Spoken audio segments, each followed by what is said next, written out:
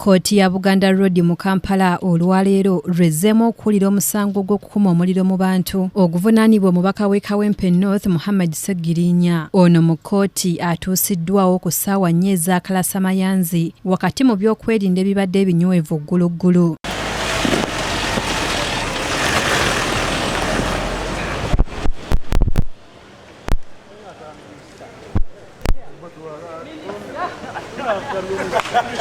Ndyamuhaki Bill agambibwa okuba nga ye yawanula obutambi omuli obubaka obuvunaanyisa Ssegirinya ku mukutu gwa Ssegirinya ogwa Facebook aleeteddwa okuwa obujulizi kyokka nga munnamateeka wa Ssegirinya Goeffrey Turyamusiima bunaabuliyeemu amazzi ng'agamba nti tebafunangako mpapula zikwata ku bujulizi buno. Wabula omulamuzi Sien Owomugisha ono okuva mu kitongole kya Poliisi amukkiriza okugenda mu maaso era ng'abuulidde kkooti nga bwe yalagirwa okunoonyereza ku Ssegirinya era n'alaga nga bwe yawanula akatambi ku mukutu gwe ogwa Facebook okwali n'ennamba ye y'essimu kw'ogatta n'ebifaananyi era n'akinogaanya ng'obubaka buno bwonna bwe bwali bukuma omuliro mu bantu newankubadde ng'ono alemereddwa okunnyonnyola obulungi bw'abuuziddwa engeri kino gye bwali bukikolamu.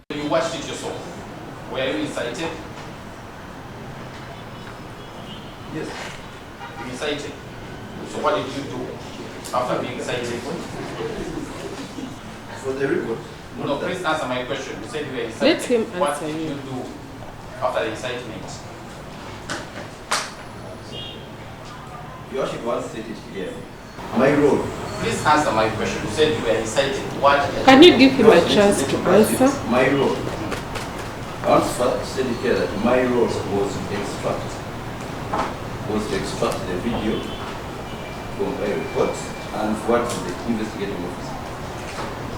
Myself, So I was not incited, but the content was incited. okay. Munnamateeka Goeffrey Turyamusiima era ono amubuuzizza engeri gye yakakasaamu nti omukutu guno gwali gwa Ssegirinya yennyini. Your report, you mentioned the one Tom Voltaire of Palinga. Do you know who manages that page according to your investigations? Meaning your intention was on only one page, not both of them. Intention was to find the source. Find the source. Titled Ssegirinya Muhammad fans page. You don't know the creator. So would you believe with me that Facebook account titled Ssegirinya Muhammad fans page could have been created by any other person who is not Ssegirinya Muhammad, the accused person in court? Yes or no? I wouldn't agree with you. So, what tells you that fans page, Ssegirinya Muhammad fan page, was created by Ssegirinya Muhammad? It was a live broadcast.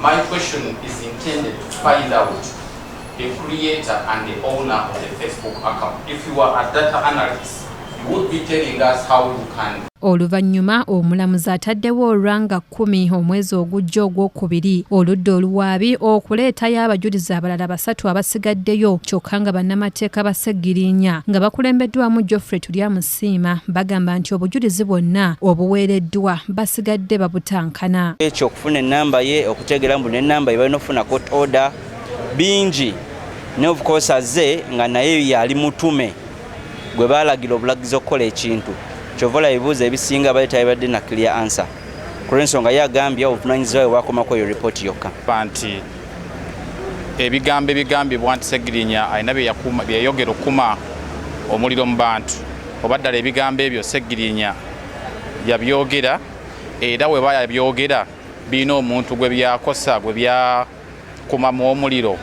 naye atuzzeemu n'atugamba nti ebigambo ebyo tebyakosa muntu yenna tebyakuma muntu yenna muliro wadde okwekalakaasa era n'ekigambibwa nti tewali kyatuuka ku Honorable Kyagulanyi era tewali kwekalakaasa obaka kwekalakasa kwaliwo oluvannyuma lw'ebigambo by'okwogera. Kkooti eno ebaddemu bannabyabufuzi okuva mu kibiina ekya NUP okuli ssaabawandiisi w'ekibiina kino David Louis Lubongoya, Ssaabakunzi Fred Nyanzi Sentamu, Alex Luswa, mukyala wa Ssegirinya n'abalala abatubuulidde nti si baakussa mukono okulwanirira eddembe ly'omuntu waabwe. Kwekyo kkooti order teyagifuna lumukkiriza kunoonyereza ku ebyo Honorable Ssegirinya Muhammad byagamba nti baayogera. N'olw'ensonga eyo tetugenda kuggwamu maanyi ffe ng'abalwanyizi b'eddembe ly'obuntu okufuba okulaba nga Honorable Ssegirinya Muhammad afuna obwenkanya mweno mata ne cases endala ezimuteereddwako. Ebiwandiiko bye nga nabyo tabimanyi. Kikulaga ki nti baleeta abantu bebalonzeeyo ku makubokubo